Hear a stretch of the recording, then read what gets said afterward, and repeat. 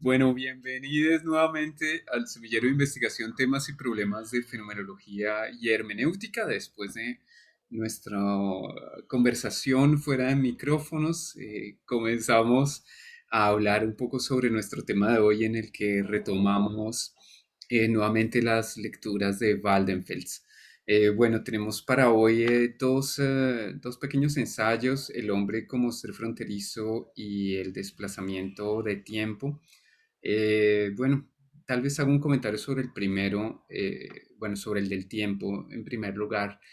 Me llamó la atención, digamos, que se tratase el tema y antes de empezar a leer no me imaginaba cómo podría entrar el tema de lo extraño dentro del asunto del tiempo, pero me pareció muy interesante y sobre todo permite traer a colación temas que son absolutamente apasionantes, digamos, dentro de la filosofía del tiempo que empieza con Aristóteles, con Agustín, luego pasa a Bergson, a Heidegger, a Husserl, y todo esto.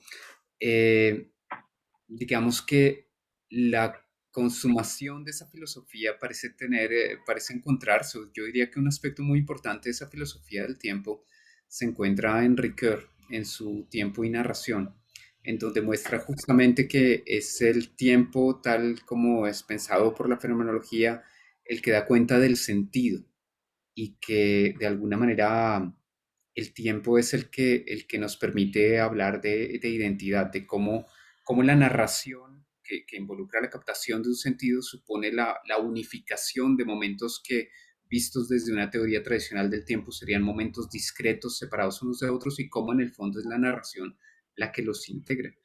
Eh, pero es muy interesante entonces aquí que dentro de esa integración de momentos acontece lo extraño.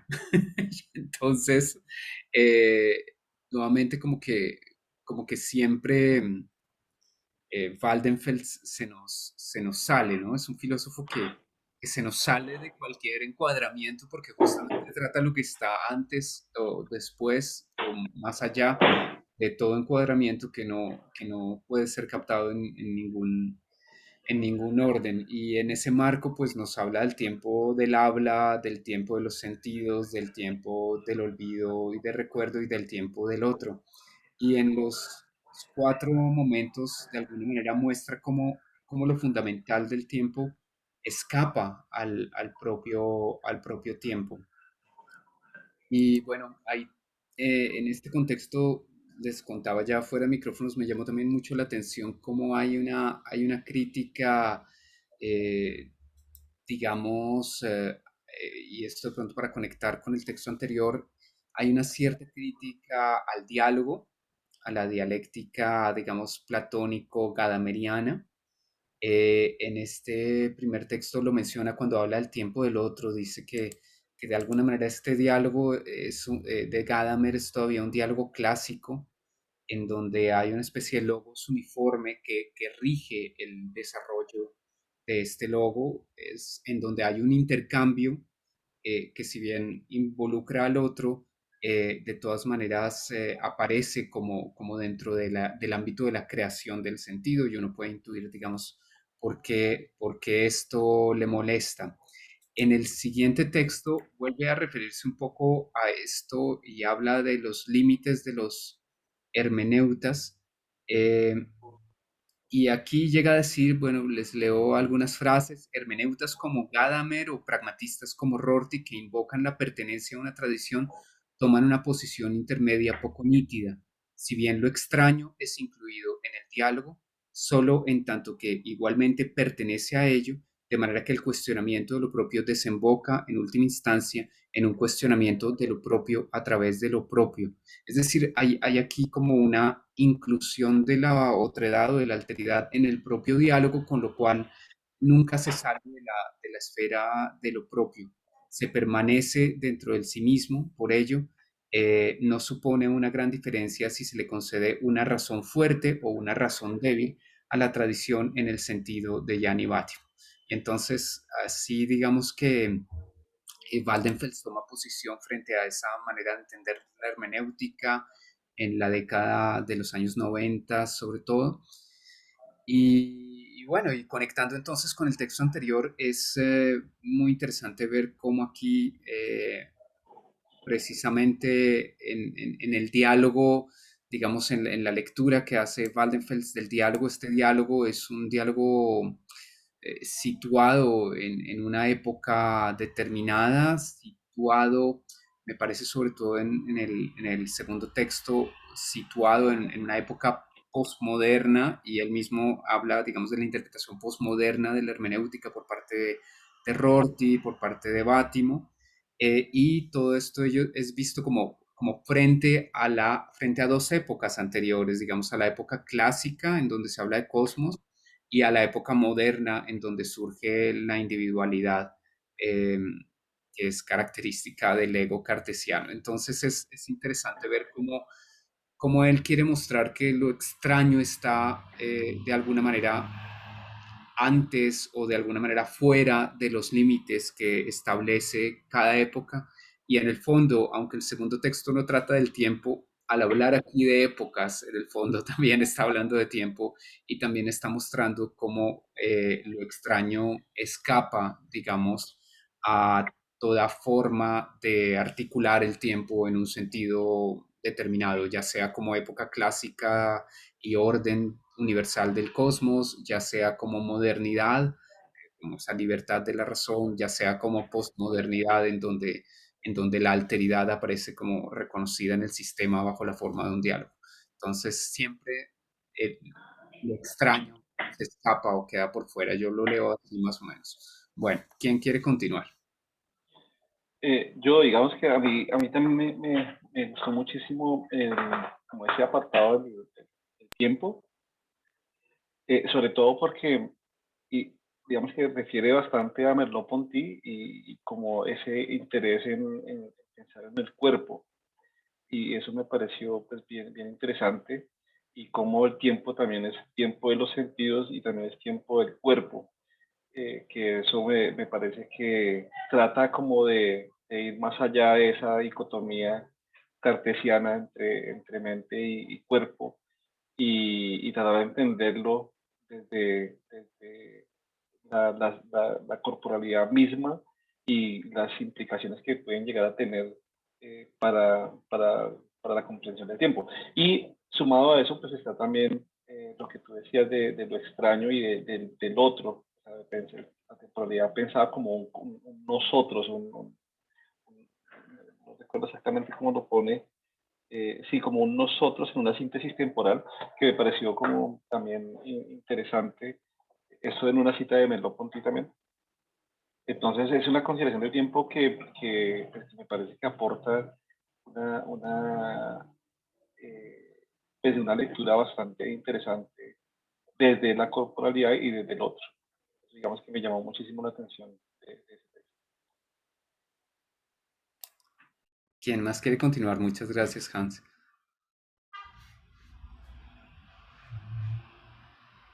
Adelante, Alejandro. Bueno, yo quiero pensar algo a partir de Waldenfels. Dos fenómenos, voy a empezar con uno y si me da el tiempo, pues hablo del otro, pero creo que pues encontré en estos dos ensayos de Waldenfels muchos insumos para pensar dos fenómenos que a mí me interesan mucho, que me inquietan. Uno es el de lo que se conoce sobre todo en antropología como la liminalidad, lo liminal. Que Waldenfeld, yo lo encuentro en Waldenfeld cuando empieza a hablar de los umbrales de tiempo. Entonces, pues lo liminal plantea, por lo menos en pensamiento sociológico, antropológico, plantea los diferentes estadios sociales a través de los cuales pues se realizan ritos de paso, de transición y se figuran zonas de pasaje, zonas en términos de espacio-tiempo. Y esos rituales están asociados a los tiempos sociales, a los tiempos de lo social. Entonces, se trata de un cambio en un estado, un estatus de cosas a otro. ¿Sí? Ese es un proceso de cambio donde algo deja de ser lo que era para potencialmente transformarse en otra cosa.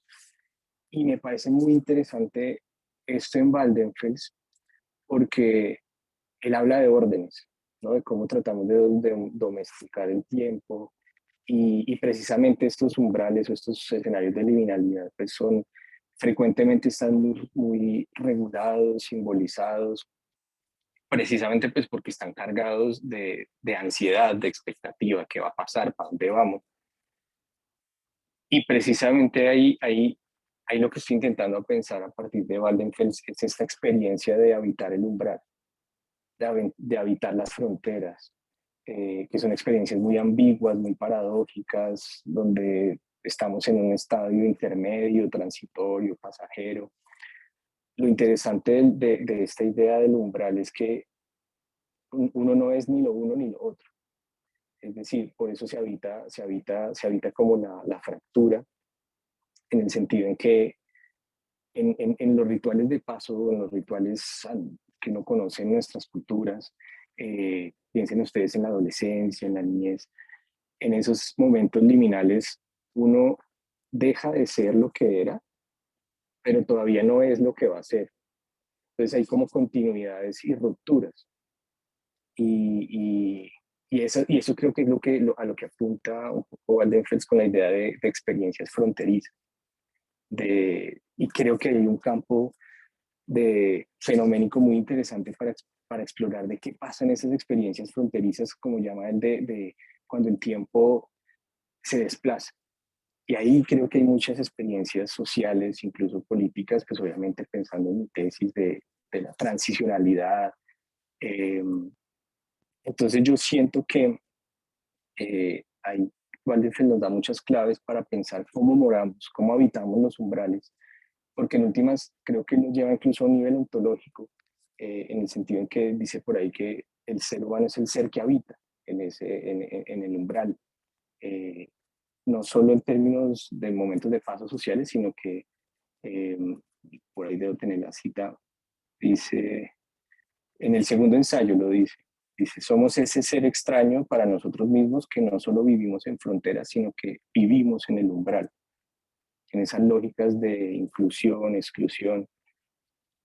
Entonces, a mí me parece que ahí yo siempre llevo mis apuntes hacia un escenario un poco político, pero me parece que hay insumos para una fenomenología política de las fronteras, de cómo experienciamos los límites, cómo experienciamos el trato con los límites y cómo experienciamos el desplazamiento de los límites.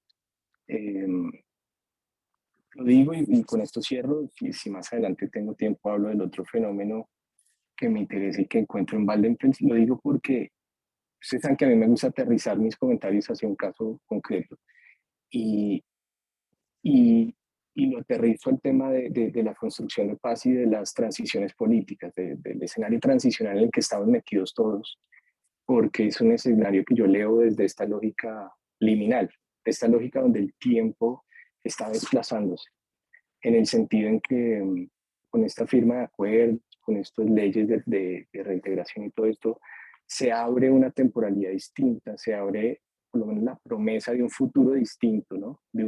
Nos, creo que todos acá recordamos ese 2016, esa euforia que duró tan poco, parece que hay una promesa que se está abriendo de algo va a cambiar. Pero entonces lo que pasa en estas experiencias de habitar los límites es que en países como Colombia construimos paz en medio del conflicto, es decir, ante la promesa de una nueva sociedad, habitamos todavía las continuidades de las violencias. Y ahí en ese habitar los límites, en eso que se desplaza, me parece que hay un terreno fenoménico muy, muy interesante para explorar ahí qué pasa, cómo se viven ese habitar esos umbrales. Eh, porque en últimas lo que yo he encontrado es eso, que estas personas víctimas, combatientes que habitan estos escenarios de tiempo, donde el tiempo se abre, acontece la posibilidad de una ruptura, de un desplazamiento. Hay muchos dolores, hay muchas dificultades para que esas continuidades de las violencias paren, ¿sí? Que es en última la promesa de ese cambio, de que hay un antes y un después. Pero bueno, dejo ahí, quería comentar eso que me parece muy interesante en Waldenfels, poder pensarse esta idea del umbral y de habitar el umbral y de cuáles son las experiencias que tenemos con los límites y qué pasa con nosotros y con los otros y con los órdenes cuando esos límites y esas fronteras empiezan a desplazarse.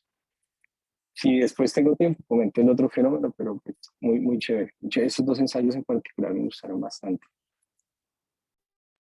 Muchas gracias, Alejandro. Muy interesante comentario. Adelante, Edison. Yo, yo cuando terminé el pregrado en filosofía, hice el trabajo de grado en Waldenfels.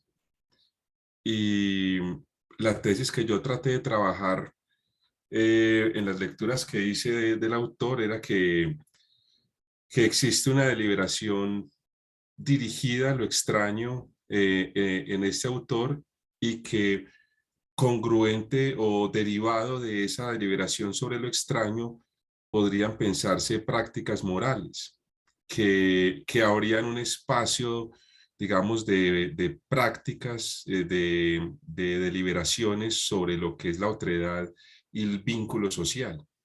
Yo trataba de pensar que en lo extraño hay una fuente de sentido para el vínculo social, para el reconocimiento de la alteridad. Quizás una lectura levinasiana de Van der Fels podría decirse, y procuré en el texto pensar eso, cómo se pueden derivar desde la noción de lo extraño prácticas morales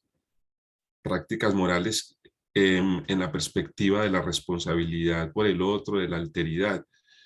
Y en este texto que leímos yo encontraba como todavía como, bueno, si se puede, o sea, es una tesis que todavía puede uno sacarle como punta en cuanto que si uno piensa que la alteridad o lo que es extraño no es lo que uno está vivenciando, es decir, el otro vive en primera persona lo propio, lo que le corresponde, pero que para mí es ajeno, para mí es distante, pero en ese umbral, creo que Van den Fels lo dice en el primer artículo, eh, cruzamos ese umbral, pero digamos lo que sostiene la experiencia de lo extraño es eso, es esa conexión, digámoslo así, entre lo que es distante y lejano y lo propio, como una especie de puente, digámoslo así,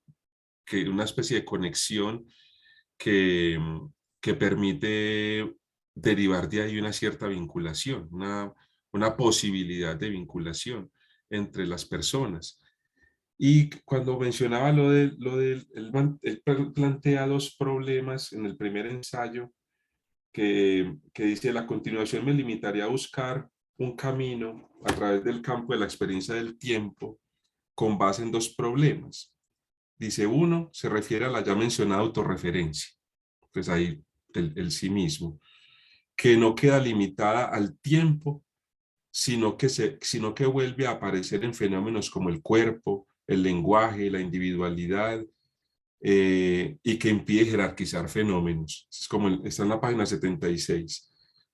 Y luego el segundo problema se refiere al modo de acceso indirecto que se precisa cuando algo se escapa precisamente a los órdenes en cuyos términos es concebido. O sea, decir algo que no es aprehensible con mi percepción, eso se constituye en algo, digámoslo así, extranjero, diferente, extraño.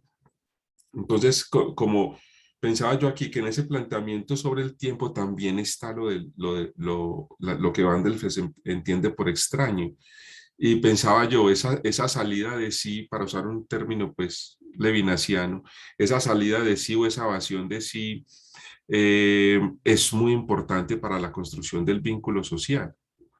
Y, y, y me parece que aquí esa reflexión sobre el tiempo, que no es un tiempo de lo físico, no es un tiempo cronológico, no es un tiempo que se pueda medir, sino que es un tiempo que incluso puede tener esas tres temporalidades que dice San Agustín, que alguna vez estudiamos en un curso, profe Andrés, que era el libro 11 de las confesiones. Yo recuerdo mucho ese curso que Agustín decía que existen tres presentes, el tiempo, presente pasado, el presente presente y el presente futuro.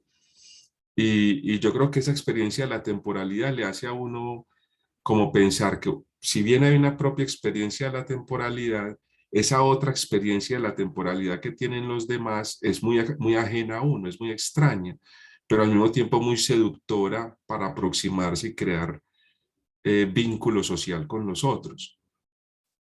Pues no sé, ahí por ahí estuve como pensando y creo que dejo pues ahí como el tema del tiempo y la otredad, ¿sí? El tiempo y el otro, que es como finaliza el primer apartado. Muchísimas gracias, Edison. ¿Quién más quiere continuar? No, hay un texto, creo que, ay, perdón, creo que hay un texto de Levinas que se llama así, El tiempo y el otro, ¿no? Literalmente.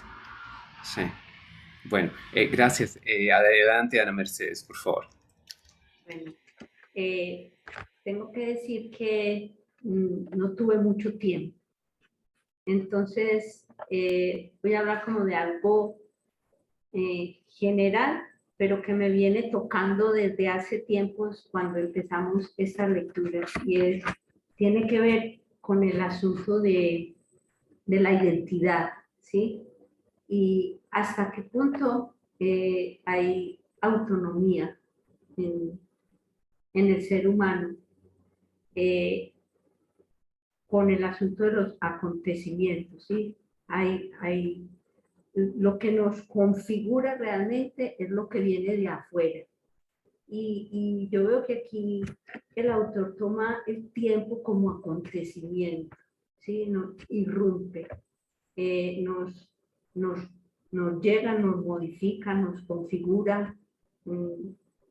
Somos como, somos nosotros, pero a la vez somos menos que nosotros. Hay algo fuera, ¿sí? Entonces, desde ahí yo he venido como haciendo estas lecturas y me he sentido muy, muy tocada en esto. Entonces voy a hablar como de lo que ha sido significativo para mí desde ese punto de los procesos de individuación y de mi protagonismo ahí, ¿sí? Hasta qué punto es todo, en qué se basa mi protagonismo, en qué se basa mi autonomía. Entonces, yo veo pues que nos centra en, en la afirmación de que somos corporeidad y somos temporalidad, ¿sí? Eso ya, eso es determinante en el ser humano. Y veo que en este asunto de la temporalidad, el tiempo ejerce acción en nosotros. Por supuesto, como dijo ahora el compañero Edison, estamos hablando de un tiempo, el autor, desde un tiempo desde la experiencia, no el tiempo desde el pensamiento clásico, sino desde lo que se experimenta, ¿sí? Entonces, en una parte se afirma que el tiempo es creador o alterador de la identidad, ¿sí? De todas maneras, él forma, configura, realiza objetos, sujetos, sentidos, ¿sí? Estamos ahí, no, es que no nos podemos salir de él, por eso yo pienso que el tiempo es un asunto como tan complejo de hablar de él. Y irrumpe, está fuera de nuestra iniciativa, es decir, uno lo que hace es recibir ese desafío, uno ahí le llega, como le llegan las afecciones, como le llegan lo que lo saca uno de su normalidad. Entonces el tiempo está ahí constantemente, nos está como desafiando, ¿sí? Y en ese sentido me parecía muy interesante cuando él hablaba de, bueno, somos un proyecto inacabado o somos una respuesta. Sí, y a mí me pareció muy interesante ese asunto porque la verdad es que más que proyecto, nosotros somos respuesta, ¿sí? De pronto ustedes no, en educación pues diferente, y también cuando estábamos trabajando como docente, nos insistían mucho que el proyecto de vida y la materia de ética enfocada hacia el proyecto de vida, y a mí siempre eso me daba como cierta maluquerita, porque yo decía, pues es que vos puedes vislumbrar, pero cada día que llega y te llega y te llega y te golpea los acontecimientos, ¿sí? Lo que no está previsto, lo que no te esperabas. Entonces ahí, que más que proyecto, lo que hay que buscar es respuesta, lo que hay que pensar es en la respuesta, en cómo respondo, en cómo me apropio de lo que me llega de afuera. Yo pienso que eso es como más, como le da a uno más serenidad, que estar pensando siempre que su proyecto de vida no se está realizando, porque es que muchas veces no se puede, ¿sí? Por muchas circunstancias. Entonces, a mí me pareció muy interesante esa parte. Aquí en el ahora nos encontramos a la vez en otro lugar y en otro tiempo. Es decir, somos un montón de cosas juntas, somos una cantidad de circunstancias y estamos ahí. Yo decía al principio, cuando empezamos el autor, que me siento como caminando en arena movediza y lo sigo pensando. Y eso me gusta porque está el enigma, está el misterio, está la búsqueda de cómo responder. No todo está en mis manos, ¿sí? Y pues yo creo que es un asunto para pensarlo, el no ser proyecto, sino respuesta.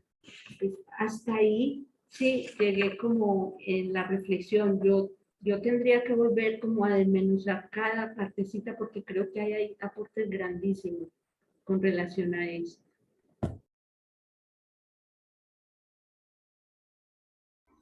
Muchísimas gracias, Ana Mercedes. ¿Quién más quiere continuar? Daniela, Cecilia, ¿se animan? Sí, yo quisiera hacer un Ah, comentario perdona. muy breve. Pero espera que Edwin abrió el micrófono antes. Edwin, adelante. Ay, qué pena, sí. No, Dale, Edwin, después qué tú, pena. Daniel. Gracias. Pues ustedes compañeros saben, buenos días todavía para todos. Yo no soy filósofo, los admiro mucho y trato de arriesgarme con mucho respeto. Estas dos lecturas me parecieron bastante complejas, pero bastante retadoras, pero bastante provocativas. Cuando te hablan del tiempo, del hombre, del orden y de la extrañeza en todo ello. El tiempo, como decía alguno, el tiempo nos configura. El tiempo, el tiempo constituye sentido. Pero también siento yo en la lectura que nosotros temporalizamos las cosas. Cuando yo miro el reloj, el reloj me da el tiempo, me da un tiempo. Entonces, yo pensaba en una frase que decía, eternamente vi el reloj durante 10 minutos. El reloj me marca 10 minutos de un tiempo objetivo, de un tiempo aristotélico, de un tiempo, eh, moderno, del tiempo del reloj, del monstruo indomable, un tiempo objetivo que pasa. Aunque también lo decía el texto, ese tiempo, con Einstein, con la relatividad, el tiempo también es relativo, depende de la velocidad. Ese tiempo objetivo, pero cuando yo decía, veo eternamente el reloj durante 10 minutos, también tengo ese tiempo de Agustín, de San Agustín, que es ese tiempo subjetivo. Esos 10 minutos objetivos del reloj, para mí subjetivamente, fueron muy largos, fueron eternos. Y al mirar la frase, estoy temporalizando, porque el ser humano trata de ordenar las cosas, los fenómenos. Entonces trata de ordenar el tiempo de esta manera científica, pero también hay una comprensión de lo subjetivo. Entonces el tiempo se nos vuelve extrañeza. No podemos domesticar plenamente el tiempo y el tiempo vuelve y se nos escapa. Y nosotros temporalizamos y el tiempo nos temporaliza. Y me pareció muy interesante ahí cuando relacionaba a varios autores, como decía, el ser y el tiempo del ser, en Heidegger. O el tiempo del cuerpo o el cuerpo del tiempo, en Merleau-Ponty. Y en Ricoeur, uno dice, la narración del tiempo y el tiempo en la narración de lo que yo narro. Entonces, entonces es muy interesante esa visión porque de pronto en el pensamiento moderno y en lo que uno estudia en el colegio y todo esto, uno está dado es al tiempo objetivo. Uno sí tiene como esa conciencia del tiempo subjetivo, pero no, como que no la profundiza ni tiene esa fuerza en la temporalización que puede realizar el ser humano. Y con respecto al orden, cuando tratamos de ordenar algo, el ser humano está tratando de ordenar desde la antigüedad con el cosmos, que es un orden, y todo está dentro de ese orden. Pero entonces Van der Bellen nos hace pensar a uno, todo orden tiene unos límites, unas fronteras, que son las que posibilitan el cambio del orden. Y estoy también muy de acuerdo, pues, y siento que en el texto se da la posibilidad de los nuevos órdenes, de los cambios, no desde la nada, sino que lo que me permite a mí las transformaciones, incluso lo dice ahí, la formación de algo es como una deformación de lo anterior. Pero no paso de un ser a uno, de un no ser a ser, o de un ser a ya no ser, sino que hay una transición, hay un umbral donde lo que se va dando viene siendo, y eso es el tiempo fenoménico. Hay algo que va a permanecer, que se retiene, pero que se va proyectando lo nuevo. Y eso es muy interesante porque uno, cuando empieza una reflexión de algo, no hay una primera palabra ni una última palabra. Porque cuando se da una primera palabra, ya esa primera palabra está referenciando algo anterior.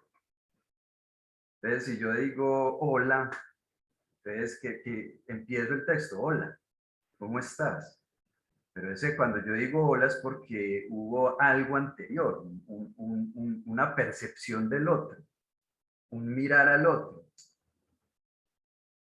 Y muy interesante cuando relacionan, lo hace con Merleau-Ponty cuando hace la percepción, y esas percepciones que yo estoy teniendo ahora están enmarcadas en cómo yo he percibido antes, y estoy proyectando una percepción. Entonces el tiempo fenomenológico es un segmento siempre, no hay puntos, no hay este presente, como lo decía ahorita, creo que era Edison, hay un pasado presente, o como lo veíamos en The Phenomenological Mind, hay una retención de lo que va, de la experiencia, hay algo que viene, es un ser siendo y que se proyecta en su ser. Hola, ¿cómo estás? Y entonces interpelo al otro. Entonces, ese orden siempre se ve abierto. No hay órdenes como se intentaba en la metafísica de establecer unos principios, un principio del cual yo pueda explicar lo otro. No, El orden siempre tiene límites y siempre se posibilita su deformación, la formación de otras cosas. Bastante interesante en ese aspecto también. No, el texto de Van der Velde es demasiado retador, demasiado provocador y demasiado apasionante. Incluso hoy tenía una reunión por allá en el Figuero del Software y me volví. Yo no veía la hora de estar aquí escuchando. Muchas gracias, compañeros. Qué bueno, Edwin, muchísimas gracias. Adelante, Daniel, con tu comentario. Vale, muchas gracias. Bueno, a mí en lo particular me llamó mucho la atención el numeral 4, el numeral sobre el tiempo del recuerdo y el olvido. Y bueno, acá conectando un poco con lo que decía Alejandro sobre los espacios liminales y lo que comentaba también Edison sobre la posibilidad de propuestas éticas respecto o partiendo desde lo extraño. Eh, bueno, pues me llamó también mucho la atención de alguna manera como Waldenfels nos remite también a Merleau-Ponty y experimentar también el recuerdo y el olvido precisamente desde la corporalidad. Entonces, nada, acá por el chat yo les quería compartir un artículo que la verdad me topé hace unos meses, pero no recuerdo muy bien. Lamentablemente uno a veces no recuerda muy bien algunos aspectos como fundamentales de ciertas cosas que lee, pero esta es una propuesta de básicamente como de un análisis fenomenológico con propuesta ética sobre el envejecimiento y la demencia.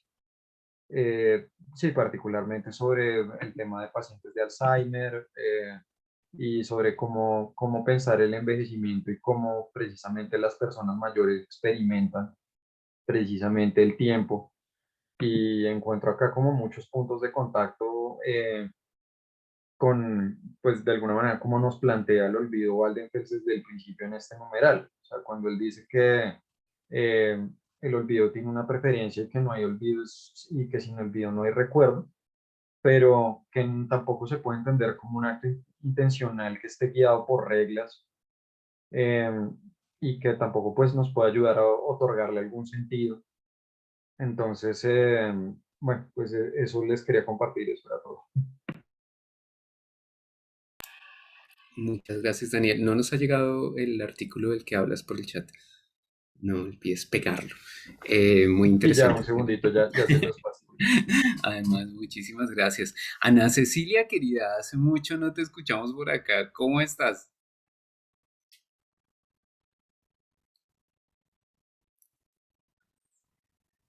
No me digas que no puedes abrir el micrófono. Danos un saludito.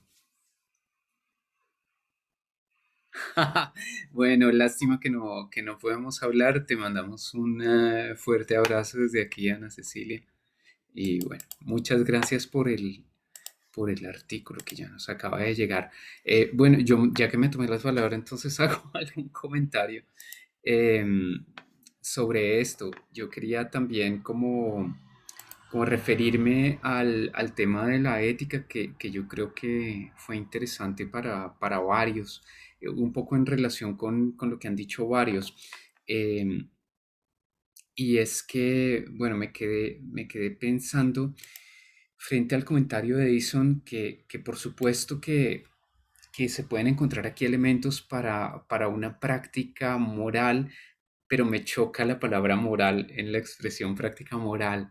Prefiero la palabra ética, porque lo moral tiende a pensarse a veces precisamente como la formación de un orden, y en ese sentido, pues lo extraño terminaría siendo como el gestor de un nuevo orden, pero en el fondo no, pero en el fondo creo que hay mucha más potencia filosófica si uno quiere partir de lo extraño, no para pensar cómo se crean los nuevos órdenes, sino pensar la ética más en forma un poco responsiva, eh, como una especie de estar a la altura de lo extraño.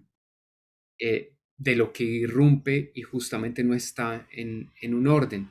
Es decir, me parece más interesante de pronto pensar una ética eh, no que actúa correctamente en el marco de un orden previsto, sino una ética que responde a lo que ocurre, sea lo que sea, y que precisamente es capaz de estar a la altura de las cosas, aunque no tenga principios y no actúe ante ellos.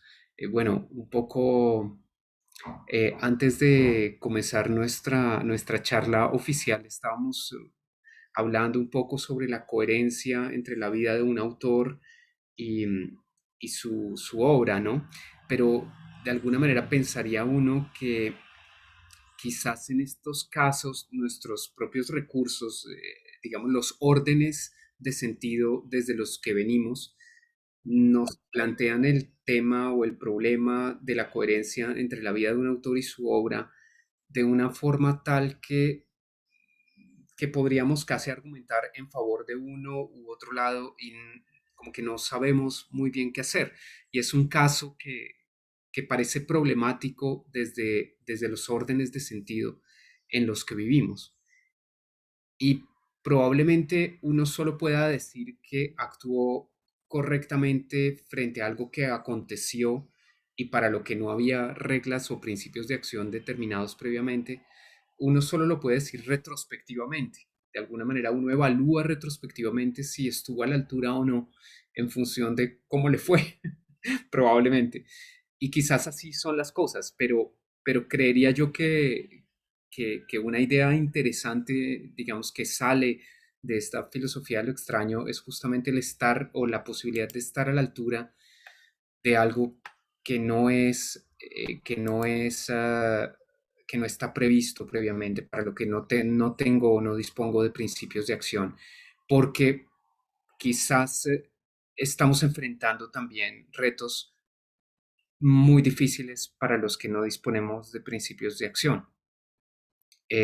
Pienso en retos de migraciones, de cambio climático y bueno, otros que empiezan a aparecer como en el discurso. Entonces se me ocurre que puede haber allí algo muy interesante. Y conecto acá un poco en relación con una de las ideas, me gustó mucho la intervención de Alejandro. em, y Alejandro, perdón, a ver, yo encuentro acá. Sí, estaba insistiendo sobre todo en el tema del umbral, en lo liminal, y es que justamente parece que Waldenfels caracteriza al ser humano como un animal no fijado, como un animal que habita en el fondo el umbral, e incluso dice que habría que eliminar la antropología porque la antropología misma es una especie de, diría yo, implica un orden, y en ese sentido eliminar o no perpetuar la antropología como disciplina justamente implica entender al ser humano como un animal fronterizo, como un ser fronterizo. Y en ese sentido es más un ser que está en el umbral, que no es proyecto, sino que proviene de un ámbito que lo precede, en donde él en cierta forma llega tarde, digamos como que llega posteriormente, entra tarde a la conversación porque la conversación inició antes de él, eh, y, y es un lugar en donde él no tiene como la última palabra.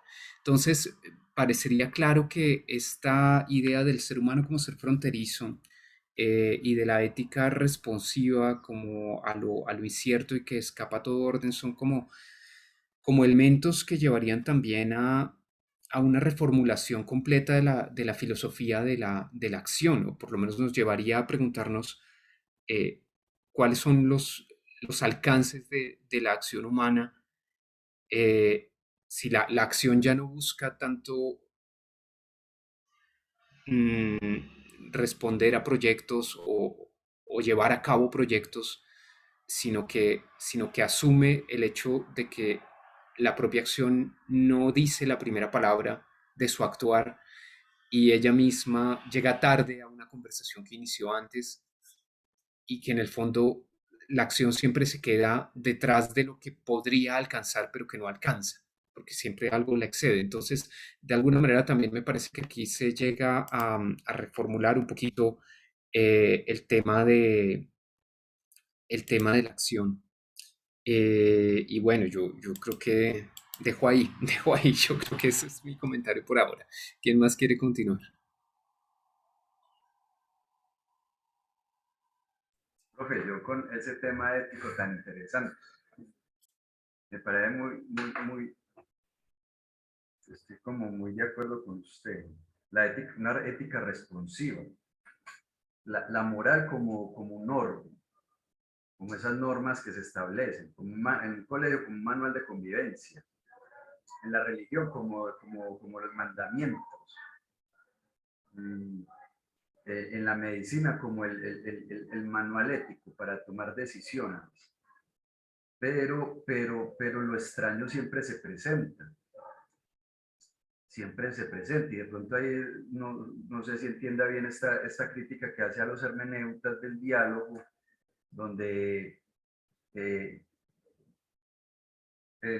sí mismo y el otro conversan sobre algo y llegan a un acuerdo. De pronto, y que de pronto ese acuerdo elimine la extrañeza, ya estamos de acuerdo.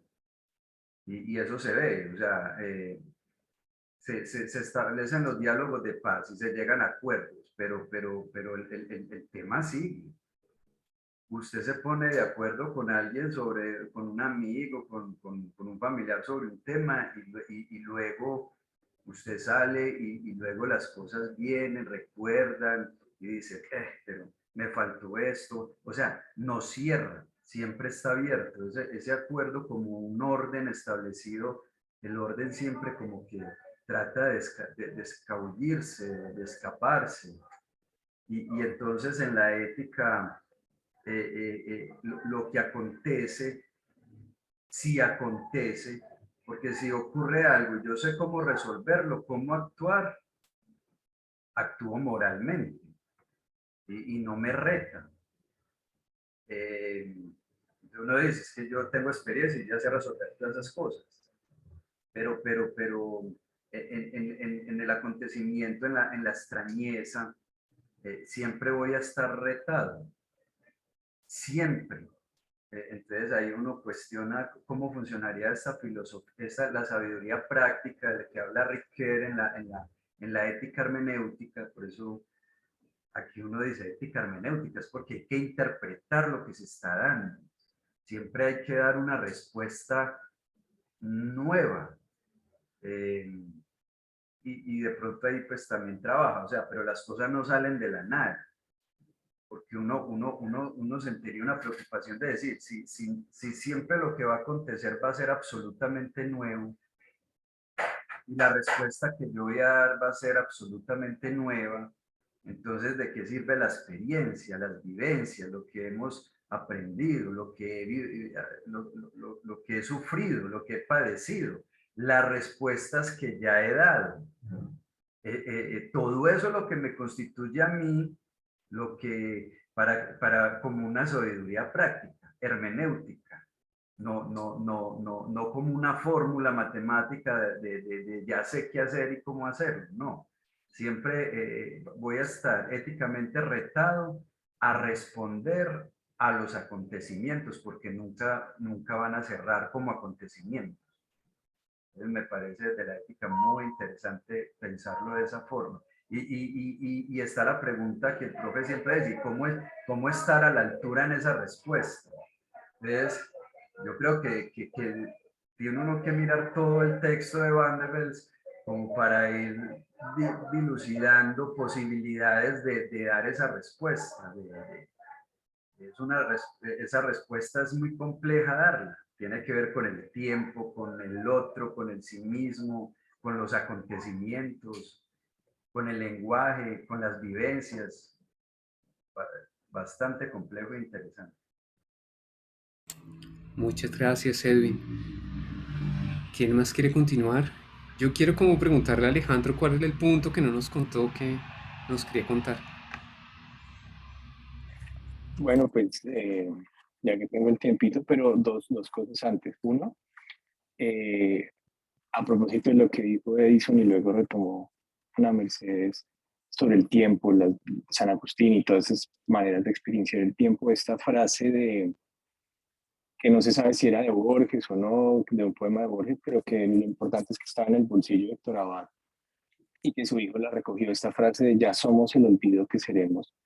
Me parece que condensa esa vivencia fenomenológica de la temporalidad distendida y de cómo en eso tan problemático que puede ser la identidad, que se nos escapa de las manos en cada momento, expresa esto, ya somos ese olvido que tenemos.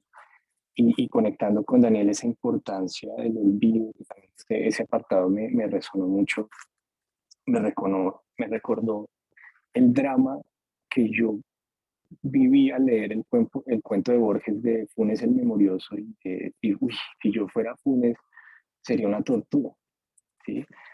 Recordar todo en el más ínfimo detalle, sería imposible vivir una cotidianidad sin el olvido.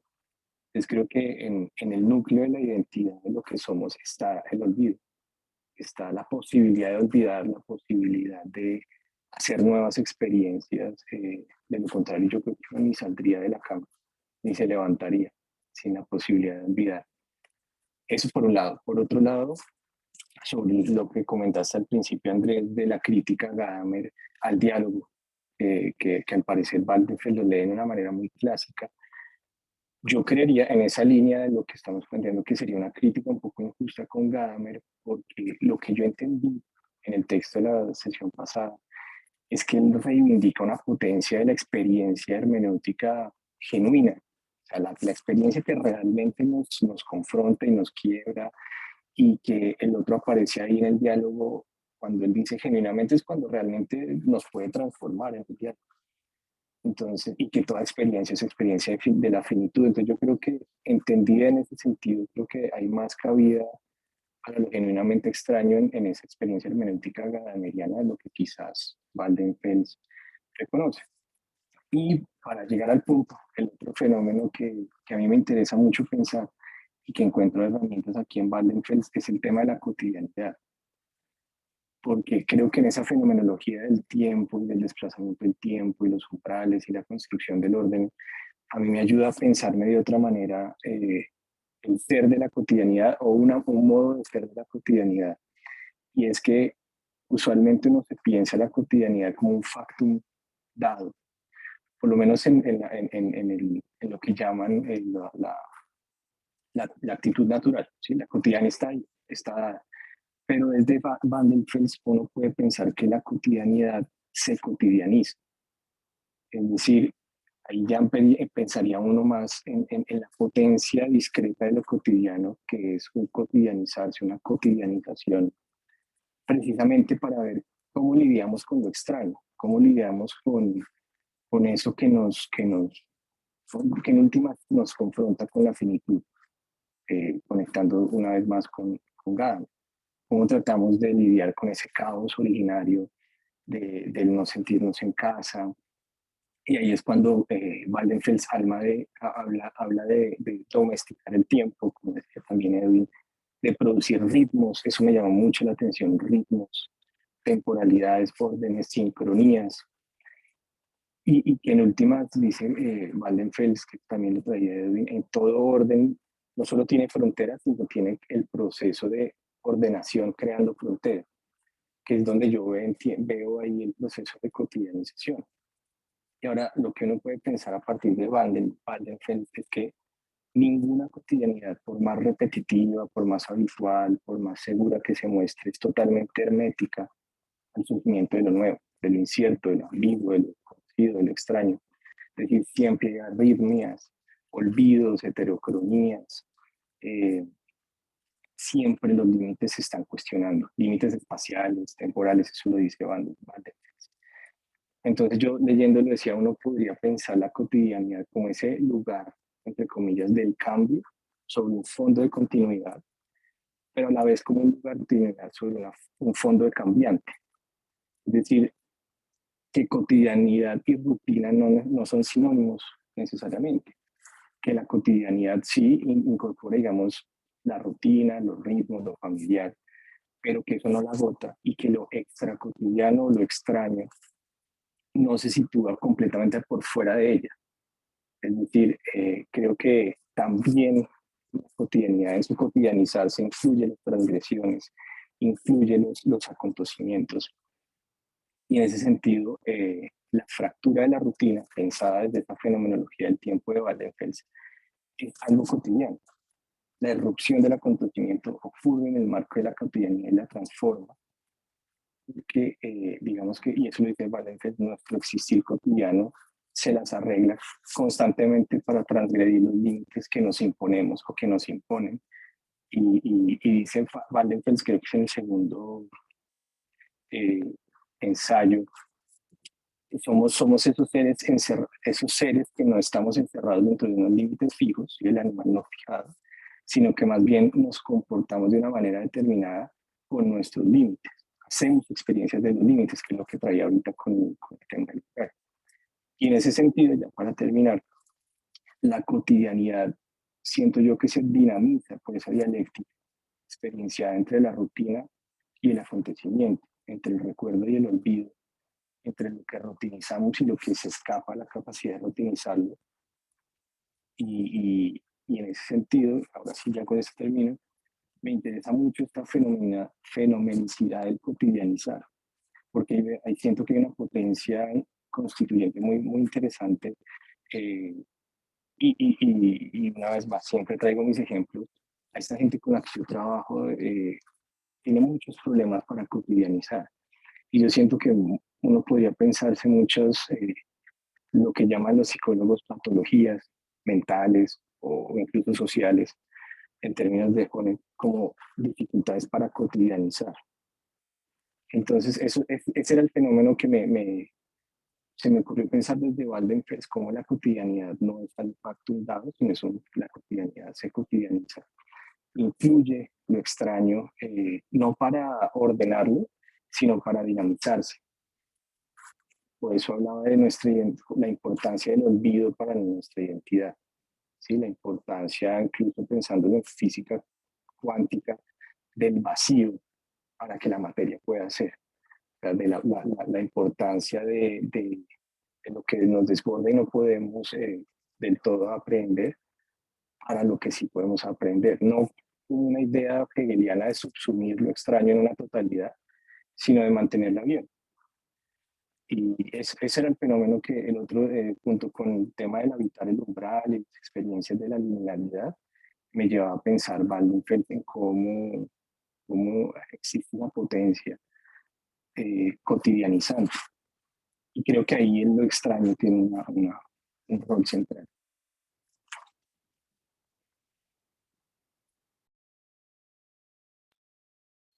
Muchísimas gracias. Siempre me quedo como pensando en ideas y no alcanzo como a capturarlas escuchándolos. ¿Quién más quiere continuar?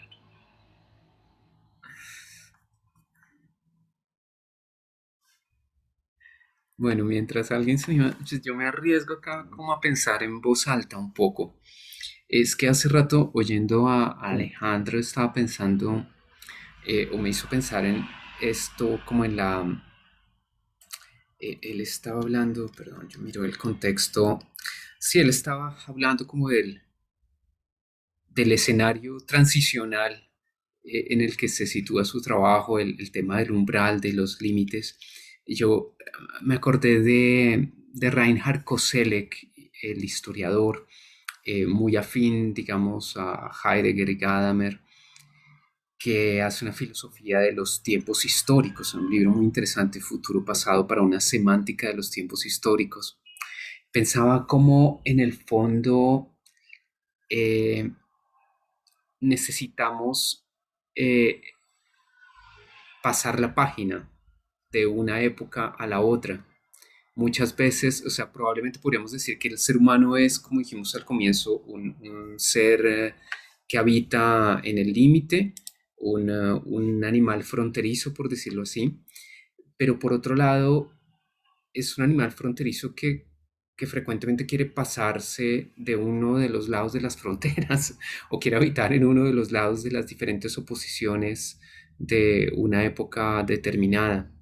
Y muchas veces también necesita como pasar la página de una época de su vida a otra, ¿no? Entonces, quizás, por supuesto, en la adolescencia es un momento difícil porque está como entre la niñez y la adultez y en una cierta indefinición, pero muchas veces hay momentos más definidos en donde se puede marcar claramente un antes y un después. Por supuesto, este marcar un antes y un después es una operación del sentido, es una operación en donde como que se establecen los cambios de unas nuevas reglas de juego. Y eso, bueno, eso ocurre frecuentemente cuando hablamos de tiempos históricos distintos, ¿no? Como modernidad frente a posmodernidad, por ejemplo, o frente al mundo griego clásico, por decir algo. Em, pero también hay épocas de la vida de uno y uno mismo pone esos límites, o también uno podría pensar, por supuesto, en las épocas de la vida de un país, de las épocas de paz, las épocas de guerra, las épocas de incertidumbre, de este carácter como epocal que puede tener también la historia, por supuesto, en las configuraciones de sentido que nosotros creamos de ellas. Y pensaba también en ese aspecto, en que necesitamos puntos de referencia, necesitamos marcar un comienzo y un final y decir, hasta aquí va esto, y a partir de aquí hay algo nuevo, hay incipit vita nova, ¿no? El principio de una nueva vida. En el proceso de paz, por supuesto, está un poco implícito ese deseo de pasar la página que no pasa. Eh, y, y bueno, no sé, me preguntaba un poco yendo a Alejandro si esto puede ser un aporte a la cotidianidad o por lo menos un aporte a la forma, un aporte para vivir un poco más fácil una cotidianidad que está siempre cambiante, como él un poco sugiere, eh, y que no es estática, que no está, sino que está como en ebullición. Uno necesita esos puntos de referencia, ese antes y después. Bueno, un comentario simplemente general. ¿Quién más quiere continuar? Bueno, dale Alejandro y yo enseguida. Alejandro y luego Edison, listo. No, pero pues, esta era solo una acotación muy chiquita. Sí, seguro. Porque fíjense que lo que por lo menos yo he experimentado en muchos momentos de mi vida es que hay unas presiones familiares, culturales, para mantenerlo a uno en la idea de la identidad fija. No para abocarse a este flujo del cambio y de las transiciones, sino, pero si usted no es así, pero tan raro, eso es muy tú, eso es muy usted, eso, ¿no? Hay unas lógicas sociales que sí constriñen mucho para mantenerlo ahí a uno. Y lo otro que quería decir era con Waldenfeld, esos momentos o fenómenos transicionales tan interesantes que lo pueden llevar a uno de un lado del umbral al otro, pero que lo que él dice es, no es que asumamos esta u otra perspectiva, sino que al posicionarnos a un lado o al otro, alguien se vuelve otro. Y entonces él habla de fenómenos como el quedarse dormido, el despertarse, el enfermar, el sanar, el envejecer. Y eso es muy interesante para pensarse esas transicionalidades, no solo en términos macro del país, sino en la vida cotidiana. ¿En qué momento nos volvemos otros? Una vez más, volviendo porque lo que le impone a uno el uno, como diría Heidegger, es ustedes, y cuando se vuelve otro, de pronto es porque se metió algo o para eso son los rituales de las fiestas, por ejemplo, donde uno puede ser otro, donde uno puede transitar hacia otros umbrales o en los sueños, donde uno puede hacer todas esas locuras y termina siendo también un patos, ¿no? Era eso. Gracias, Edison, por permitirme dar el apunte.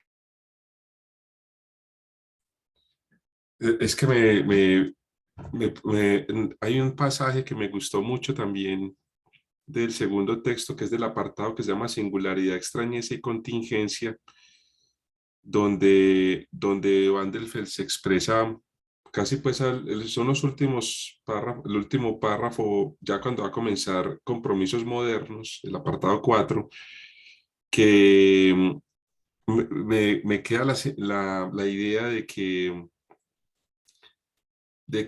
nosotros tenemos una experiencia de lo extraño, pero esa experiencia sigue siendo una experiencia en primera persona. Dice, lo propio se constituye en algo que le desborda y se le queda afuera. Y lo que se queda afuera es exactamente lo que vivimos experiencialmente como ajeno o extraño. El separarse de lo propio y lo extraño que no se media a través de un tercero pertenece a otra dimensión diferente, a la distinción entre lo mismo y lo otro, que se respalda en una totalidad a mediar dialécticamente. Y me daba como la idea de que hay un asunto como tripartita, o sea, como un movimiento entre tres elementos que vienen siendo lo propio, lo, digamos, lo otro que es extraño y aparece esa tercera dimensión, que yo diría que es como ese umbral, esa imagen de umbral que para mí es como una metáfora en la que hay como ese juego, como que es como que se esconde y se desoculta esa experiencia de lo extraño y al mismo tiempo como que nos da como unas ciertas facetas de lo que uno es. Es decir, nosotros también somos eso extraño, experimentamos eso extraño, somos algo extraño para otro, pero ese otro también es extraño para mí y ese umbral me parece que, que Bandenfeld lo pone en la mesa y yo insisto en que frente a eso otro que es extraño, hay una especie como de propuesta en Waldenfels, digámoslo, ética, en cuanto que yo no sé si se conecta ahí con esa idea de la acogida o del huésped, porque él lo menciona ahí, el carácter extraño de un huésped, de otro idioma, de una cultura. Es decir, ese contacto con lo extraño implica una respuesta nuestra. ¿Y qué tipo de respuesta es esa? Yo diría es una respuesta ética. Diría yo, deriva uno de esa experiencia de lo extraño una respuesta ética.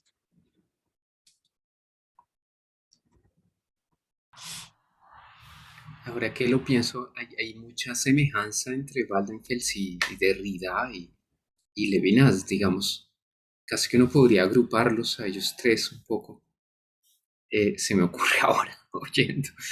Porque, claro, tal vez la respuesta ética, digamos, la responsividad de Waldenfels es muy distinta a la responsividad de Derrida, quien evita responder para no ser violento, algo así.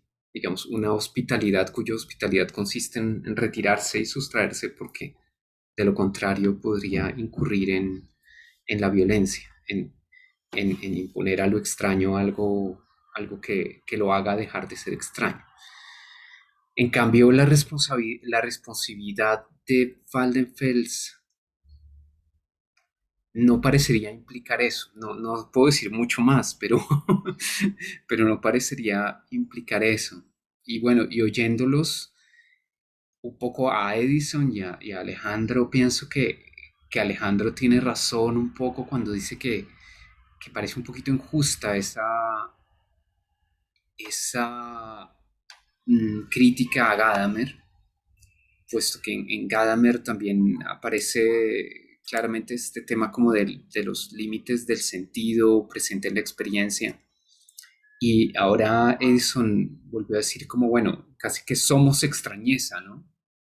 Como que la extrañeza es parte, no solo es algo de lo que a veces tenemos experiencia, sino que parece constitutiva del ser humano en cuanto ser que es fronterizo, precisamente. Eh, bueno, y dejo ahí, no, no puedo decir mucho más en este momento. ¿Quién más quiere continuar o quién quiere decir algo?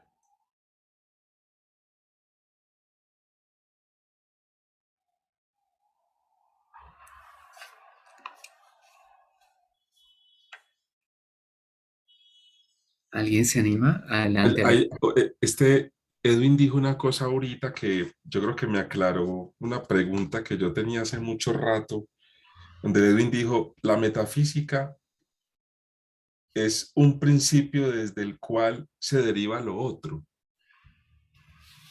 Y yo había tratado de reflexionar mucho eso, como, bueno, Heidegger eh, dice que la ontología antecede a la metafísica. Levinas luego dice la metafísica antecede a la ontología. Y a mí me quedaba siempre la pregunta, bueno, pero ellos qué entienden por metafísica y cuál es el lugar de esa reflexión sobre la metafísica en este concepto de lo extraño. Y me hizo acordar de Heráclito desde esa reflexión sobre lo uno y lo múltiple, que todo está, digamos, como en movimiento. Pero qué será en sí lo de la metafísica y si eso tiene, cómo puede uno relacionarlo con esto del extraño, de tal modo que lo extraño no se vuelva también un principio unitario desde el cual todo tenga que referirse a ello, a lo extraño en este caso. Entonces me dejó resonando como esa pregunta y esa reflexión que Edwin planteó. Mm, Ese De la tema, metafísica. ese tema sinceramente es muy difícil. No, sí. Ah, bueno, yo podría decir alguna cosa al respecto, pero digamos que no tendría un comentario un poco sobre esta filosofía. Es que parecería que eh, de alguna manera, digamos que, bueno, a finales de la época moderna y comienzos de una posmoderna que parece que tampoco inició, eh, tenemos, tenemos entonces diversas filosofías que hablan como de juegos lingüísticos que son inconmensurables entre sí, entonces Wittgenstein, de horizontes que son inconmensurables entre sí y de fusión de horizontes Gadamer, pero tenemos un Heidegger, entonces habla como de proyectos de ser, o de proyectos ontológicos y de épocas del ser que como que se suceden unas a otras y que son aparentemente inconmensurables. Tenemos incluso a Thomas Kuhn que habla de la estructura de las revoluciones científicas y que muestra que hay paradigmas, que los paradigmas hacen que sean inconmensurables entre sí las diferentes teorías y no hay un tercero que las subsuma, pero parece que hay entonces una transición de un paradigma a otro, de un juego de lenguaje a otro, de una época a otra, de un horizonte de sentido a otro, de un proyecto de ser a otro, de una época del ser a otro. E incluso en relación con esto uno podría hablar de la metafísica y del final de la metafísica y la expresión pues se ha vuelto muy extraña porque desde Heidegger el término ha sido utilizado en distintos sentidos también por los diferentes autores y al propio Heidegger lo han acusado de metafísico cuando él pues, se veía a sí mismo como precisamente precursor de un pensamiento no metafísico. Y Heidegger en particular en su época tardía habla como de un otro pensamiento no metafísico. Entonces digamos que en este momento Edison pregunta cuál sería el lugar de ese tema de la metafísica aquí y claro, precisamente se podría ver la metafísica como algo que subsume todo pensamiento y entiendo que lo que recoge Edison de Edwin va por ese lado. Eh, Visto desde Heidegger, en el propio lenguaje de Heidegger, se podría decir que lo otro o lo extraño es justamente el otro pensamiento que no ha venido todavía, pero que se advierte ya. Entonces estaríamos con una época de transición de la que el propio Heidegger se siente un poco representante, que alcanza a ver como una nueva época, pero que todavía no viene. Eh, y lo otro es lo otro de la metafísica.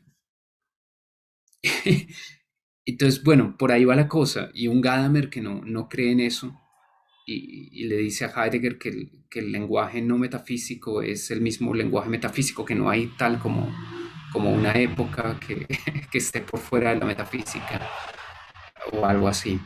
En fin, es un debate que me excede en este momento, pero por lo menos dejo planteadas como algunos elementos.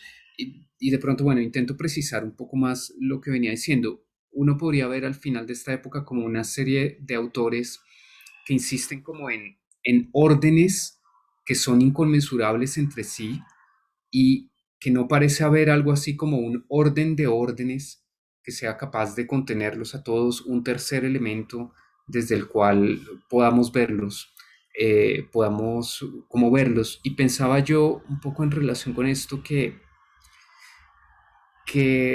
visto desde Waldenfels uno tiene acá una filosofía que se alimenta de lo extraño, pero que al mismo tiempo, bueno, que se alimenta de lo extraño, que reconoce que no puede, digamos, acoger lo extraño sin que esto deje de ser extraño y entonces como que renuncia a una pretensión de ser filosofía totalizante eh, del sentido, eh, pero que está siempre precisamente en ese riesgo, en el riesgo de incorporar lo extraño en su sistema. Es decir, es una filosofía que depende del sentido en cuanto lo extraño solo accede o acontece en un orden dado, pero al mismo tiempo eh, corre el riesgo de terminar incluyendo lo extraño en su sentido. No digo que Waldenfels lo hace, justamente previene todo el tiempo o todo el tiempo muestra que lo extraño es aquello que escapa a este orden, pero el riesgo es ese, ¿no? Como intentar meter el orden o lo que está fuera del orden dentro de un nuevo orden constantemente. Bueno, yo interrumpí en algún momento a Alejandro que iba a hablar y al final no habló y metí nuevos elementos acá. No, era simplemente decir que para mí esta conversación sobre la ética que se viene de esta fenomenología del extraño me arroja a una pregunta ya no solo ética, sino pedagógica.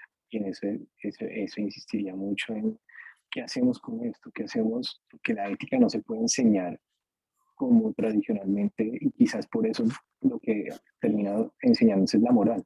Es más fácil, digamos, de asir en términos de códigos de conducta, como decía, de principios de ya sé qué hacer si me llega a pasar esta situación, pero qué hacemos con la ética en términos pedagógicos, en términos de...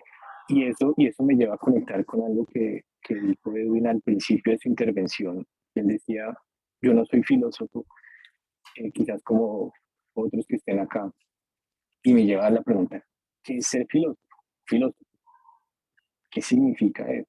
¿Qué entendemos por eso en términos de qué hacer con estos pensamientos que nos llevan hacia otros lugares de interpretación y de comportarnos con o de ir al encuentro con los fenómenos, con el otro, con uno mismo? Eh, Voto esa pregunta de qué significa ese ser filósofo en términos pedagógicos, de qué hacer con esto que nos conmueve tanto, que nos mueve a otros lugares de pensarnos y de pensar nuestro ser en el mundo, y en términos de cómo lograr que este tipo de pensamientos puedan trascender más allá de un escenario de doctos o de un escenario de incluso de vista, que a mí me llama la atención que en nuestro momento, en esta época, nos suena esa palabra de filósofos, filósofas como muy solemne, ¿no? Como muy seria, como muy institucionalizada también. Hice la carrera de filosofía, pero me llama la atención, o llama la atención cuando uno vuelve al sentido griego clásico de los primeros que se llamaron filósofos, utilizaron la palabra en un sentido de modestia, ¿sí? Frente a los que se dicen sabios, sofistas.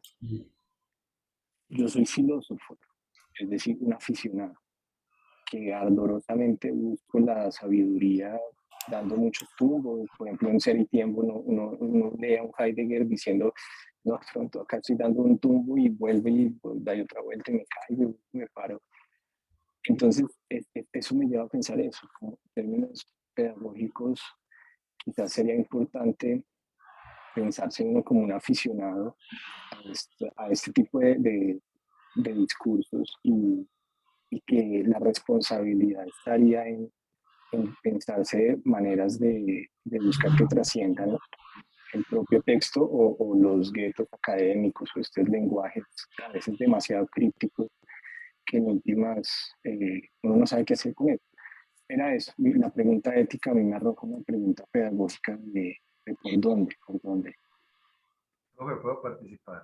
Pero por favor, además nos has enviado algunos textos, entonces coméntanos de qué se trata. Sí, muy especial para Alejandro por lo que ha comentado, y para todos, pues. Lo primero, el primer texto habla sobre qué es el postestructuralismo. Eh, y tiene que ver también con lo que decía Edison, ese pensamiento metafísico que trata de poner principios. Y entonces dice Heidegger, no, hay que destruir la metafísica, ya esa búsqueda de principios, pero alguien dice, no, es que Heidegger se olvidó metafísica porque pone un principio, el ser. Entonces dice, el Dasein como, es la posibilidad del sentido, porque el Dasein es el que abre el mundo, el que es la posibilidad y desde él se comprende, desde él se constituye el sentido, incluso el sentido del otro, porque el otro entra en su mundo abierto. Entonces Levinas llega y pelea y dice, no. Eso, primero no es la ontología, primero es la ética, porque es que primero no es el Dasein, sino que primero es el otro. El otro es el que a mí me establece las condiciones de posibilidad. No, yo no lo doy sentido al otro, el otro es el que me posibilita el sentido, el otro me posibilita a mí el dar sentido. Entonces es una discusión metafísica tratar de buscar siempre un principio que me explique todo lo demás. Y entonces, ¿qué dice Derrida? Como decía el profe Andrés, que a mí esto me suena mucho a Derrida, porque es que Derrida entonces dice, bueno, no es destruir, sino deconstruir. Es empezar a mirar hacia atrás cómo lo establecido, y está trabajado en ese texto que le pongo a Alejandro, cómo lo establecido, el orden establecido, yo me puedo ir hacia atrás y mirar como una genealogía o como una arqueología también, en sentidos Foucaultianos, y ir hacia atrás y mirar desde esto por qué funciona así, por qué estos dispositivos de poder funcionan como funcionan, cómo la escuela actual llegó a constituirse como lo es, como funciona, en el modo en que lo es. Y cuando yo llego hacia atrás y encuentro como esas bases sobre las cuales se montan esos constructos, yo puedo mirar sus límites y buscar otras formas de ser, de desterrar eso, de hacer resistencia a esos dispositivos y proponer nuevas formas de ser lo social o del ser humano y todo eso. Entonces, es muy interesante en ese sentido. Y con Alejandro hacía la pregunta por la educación. Ese texto que les coloqué ahí, que es el bello riesgo de educar de fiesta, que es bastante fenomenológico y que trata con muchos autores.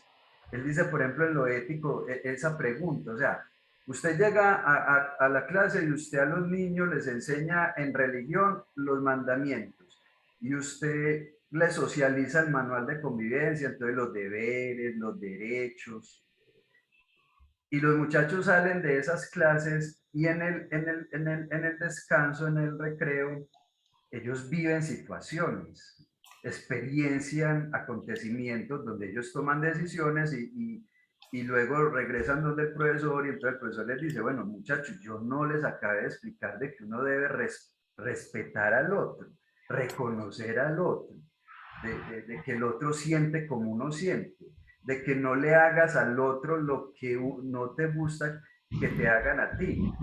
¿A ti te gustaría que te hicieran lo que le acabaste de hacer al otro compañero? No, no me gustaría. Entonces, ¿por qué se lo hiciste? Y ya lo habíamos explicado. Entonces dice y está ahí que es que lo que podemos propiciar son esas experiencias. Propiciar experiencias donde los sujetos deben tomar decisiones, deben tener emociones, sensibilizarse, afectarse por lo del otro, a ser afectado emocionalmente y comprensivamente y empezar a comprender y a dialogar sobre las emociones, sobre la corporeidad y sobre la comprensión y sobre los pensamientos y generar esas experiencias. La institución educativa, la educación, lo que propicia son experiencias donde el sujeto, al vivenciarlas, se va formando como sujeto ético, pero es un bello riesgo porque jamás la educación podrá garantizar de una formación ética absoluta, o sea, normalizada, donde usted normaliza al otro y ya el otro se volvió ético. Eso no es posible. Y lo último, para terminar, tiene que ver con eso de la cotidianidad. He estado pensando dos palabras que se anteponen como la estadistización y la que se me ocurrió hoy, que sería la acontecización de las cosas. Por ejemplo, la violencia. La violencia acontece en las escuelas. Todos los días hay actos violentos, o lo que la sociedad o la comunidad educativa considera como violento. Pero esas violencias se banalizan, se estadistizan, se banalizan, se vuelven paisaje. Tú dijiste, Alejandro, se cotidianizan.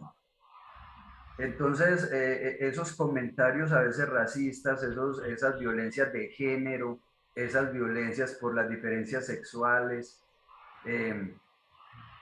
eso dice, ¿no? O las mismas violencias físicas, ¿no? Esta semana hubo 5 agresiones físicas y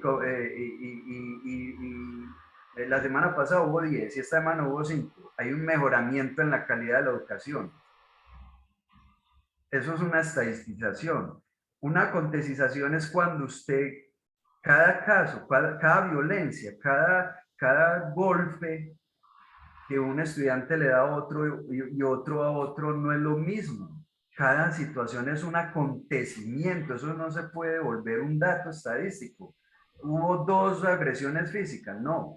Hubo 2 acontecimientos, es volver al acontecimiento, es venga, reflexionemos por qué se dio esa violencia, esa agresión física o esa agresión de género, eso, y cada emociones, cada sentimientos vividos, cada comprensiones del otro, en cada acontecimiento de ellos es diferente y eso es lo que nos forma y a eso sería lo que estaríamos convocados en la educación. Es cierto, vengan, ustedes no se agredieron, desen la mano, pídanse disculpas, sigan jugando y al rato van y vuelven y se agreden o agreden a otro. No hay una formación, no hay un acontecimiento de esos hechos. Me disculpo si me alargué, muchachos, gracias. No, muchísimas gracias. Bueno, tenemos que cerrar. No sé si alguien quiere reaccionar o decir algo. Una cosita pequeña, Adelante. compañeros, es que, por ejemplo, lo que Edwin dice me parece tan interesante porque se presta mucho para lo que uno podría decir es la deliberación moral sobre los acontecimientos. Y estoy muy de acuerdo, no, desde la estadística es muy importante, pero echa a perder lo extraño y lo singular de lo extraño. Entonces esa distinción me pareció muy interesante. Ahí, por ejemplo, un manual de convivencia es lo que el profe decía ahorita como una práctica moral, ¿cierto? Sirve, pero eso sin deliberación moral, sin deliberación ética es vacío. Entonces me pareció pues muy interesante lo que dice Edwin y, y que de pronto es muy difícil definir lo ético y definir lo moral. Es muy difícil, ¿cierto? Yo recuerdo ese texto que llama Historia de la Ética, donde hay cantidad de definiciones de la ética desde la prehistoria, desde la antigüedad hasta nuestros tiempos, y es tan complicado, pero tan interesante. Y lo del filósofo que decía Alejandro, eso también es muy difícil. Hay un testigo de Jürgen Habermas que se llama conocimiento e interés, y él ahí define el filósofo como un theoros, como alguien que contempla, es como un peregrinaje, como alguien que está en disposición de caminar. No es realmente alguien que se las sabe todas o como ahora que pasa por 5 años o 4 años en la universidad, sino que es más un modo de ser. Mm. Sí. Bueno, mis queridos teoros. ¿Alguien más quiere concluir con alguna idea? Bueno, pues yo les agradezco muchísimo, como siempre es realmente más enriquecedor que leer a Waldenfels, es escucharlos y aprender de ustedes. Y de verdad siempre es algo muy contento de escucharles. Así que un fuerte abrazo para todos, buen final de la semana, muchas gracias. Nos vemos Abrazo. en 2 semanas para seguir leyendo estas cosas. Cuídense mucho. Gracias. Hasta luego. Hasta Buen pronto. almuerzo para Gracias. todos. Chao. Chao.